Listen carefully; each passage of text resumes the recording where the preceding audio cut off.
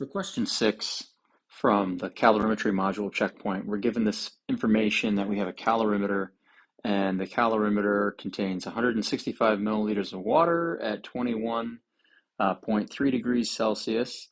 We add 2.72 grams of potassium to the water. It reacts. After the reaction takes place, the calorimeter peaks at 47.8 degrees Celsius. And they give us the reaction, but the reaction is not really that important to answering the question in this case.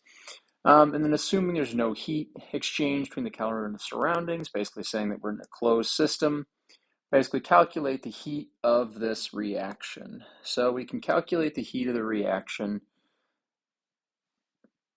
based on this information, right? Q equals MC delta T, where Q is going to be the heat of the reaction. So Q in this case is what we're looking for. We're looking for energy, joules of the reaction. So Q equals mass. In this case, it's the mass of the water we want to use. Water is 1 gram per milliliter.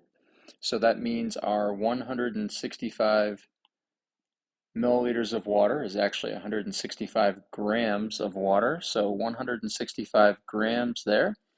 The specific heat of water, 4.18 joules, grams, degrees Celsius.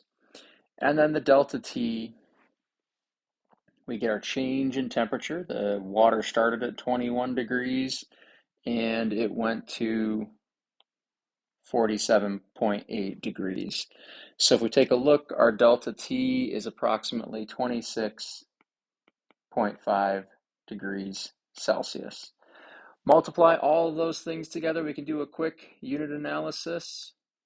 Right, we multiply, grams cancel out, degrees Celsius cancel out, and we're left with joules, which is good because we're looking for a heat of reaction in joules.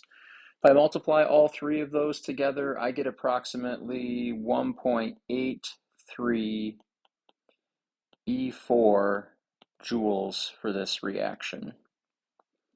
I would say 3 significant figures because in our delta T, we've got 3 significant figures.